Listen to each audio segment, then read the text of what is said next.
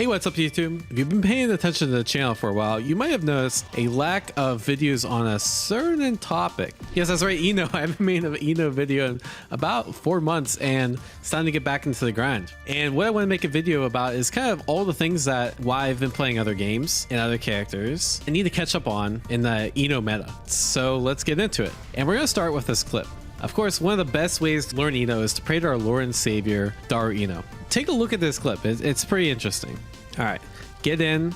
And I think most people here would expect the JH into JD. But instead of going into JH, JG, he actually goes JH into 5S. I find very interesting, and that's kind of like the default. The layer 1 Daru, instead of defaulting into a jump normal in the JD, he's defaulting into jump normal in the 5S. And let's talk about why. One is that you actually get more damage off of a backdash catch, right? So you saw how much damage this did after catching the backdash, just relaunching with a corner combo. Actually, that's pretty optimal because going to H dive kicks not very good scaling. Yeah, the other benefit of doing JS into 5S is it counter hits here, and so it makes it a lot safer. And you know, you have a lot of different options like counter hit combo. You can just get something like this. So in block, you can either go into 2D, you can go for a re-jump and go for a low. You can also go into a double high, so it kind of like resets your pressure. You have a lot of different ways to deal with the repressures. A lot of people will start to mash after 5S once you start going for the re-jumps, and your way to stop that is you just cancel in the 5H. And the cool thing about this string, JS, 5S, 5H, is that you can cancel the S stroke, and it leaves you at that perfect range. So you can either, you know, make it unpunishable, or you can actually get it to whiff, like let's say if they're FDing. So if they FD this, that whiffs, and then let's say they're going for a throw because they think it's an H stroke, you whiff, punish the throw, and you get a full combo. It's pretty good, and a lot of Eno players have been using this. It's something I'm starting to incorporate into my game as well. Next thing I want to talk about is kind of like the evolution of Wallbreak meta. So take for example this situation right here. You get a throw against Chip, you have 50 meter, but you can't kill with the 50 meter, right? I think a lot of people would actually just save the 50 meter for the mix-up after, and that's just what Daru used to do. But here, Daru actually chooses to spend the meter, and I think it's the right call.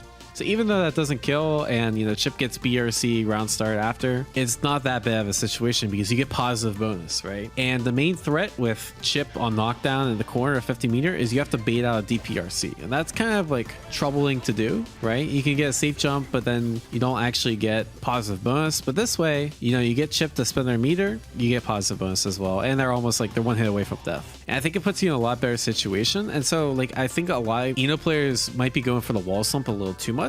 Every single time you go for wall slump, you have to think about like, do they have meter for DPRC? Do they have burst? And then base your decision on that. And I think the heuristic of when to wall slump and when not to has evolved a lot more. Yeah, that's what I'm saying. It depends on like so many different situation variables. And I think one of the things I've seen Eno players do, especially like Daru, is like there's a lot more thought put into when you should wall break and when you shouldn't. Like there's some wall break combos, right? Like you can't, that whiffs against Chip, but there's some combos like this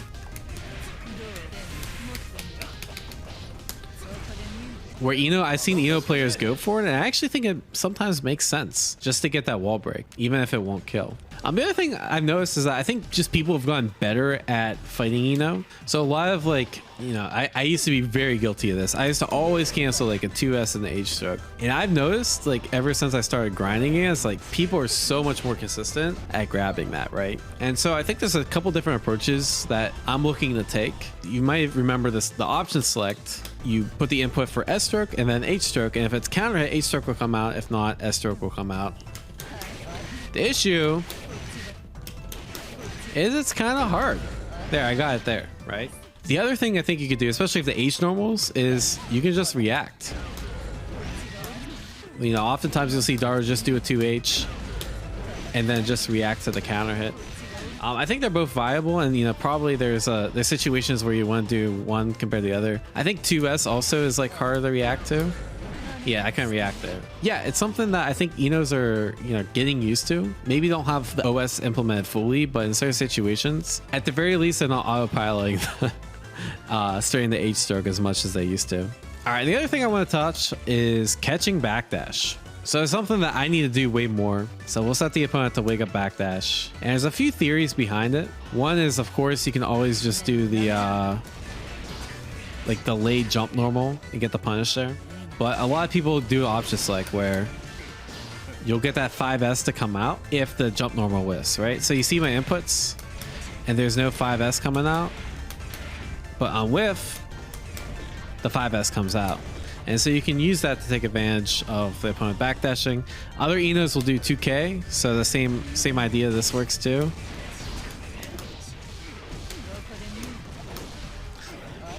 Other Enos will actually do throw. It all depends on like the situation. Yeah, 6H works too. Yeah, pretty much like everything will work.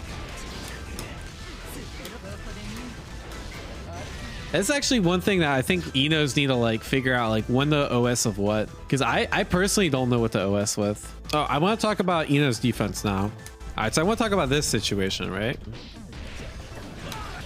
You Naga PRCs on reaction and hits you out with a 5S. Eno, I think, is very fortunate, especially playing after Biken. She has a few options to deal with this, right? She can double jump.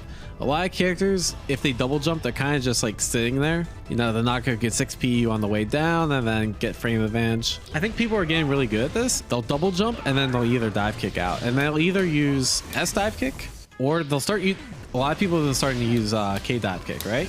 And depending on the spacing, like you can actually counter hit with K dive kick and you can get a combo off of. Starting to see more and more of that. I think it's really cool. The other thing you're just starting to see a lot more is like just wake up IBFD. Yeah, everyone's doing IBFD more, but even as an Eno player, especially because you don't have a DP, you don't have those other options, I think it's really important to get used to that wake up IBFD timing. And if you're really good, and this is what I've been trying to implement, is IBFD on wake up, right? And then jump in immediately. And you get a super jump, which sucks for a lot of characters, but again, Eno's super jump isn't that bad because you could just LK or S dive kick from. All right, so let's talk about the future of Eno. So, you know, we kind of covered what I haven't covered in the past so many months, but what does the future look like? So I think it's more consistent. You know, people just get more consistent combos, implementing more options into their flow chart, you know, more consistent defense. Everything is a refinement, right? And of course, season 2 is coming and that's going to change up a lot of things. But I think the biggest, most visual thing is that people are doing better combos. Look at Daro practicing this combo on stream. Once people start to master these combos, not a lot of characters can wall break from that distance with 50 meter. That's pretty impressive strength this character has, and I think you'll start to see more of this if, you know, players can get it more consistently. Zigno showed me this today, and I thought it was pretty interesting. I think Keishu knew about this, and I didn't realize like what Keishu was doing. Like being able to do the slingshot here. Like you guys have probably seen this slingshot where you do after H dive kick, but can you also do it after a S dive kick, right? And you actually get a little bit more damage. It's actually way easier, which is like the main reason I'm starting to switch to this. Instead of like having to delay your RC timing, this is just immediate RC timing.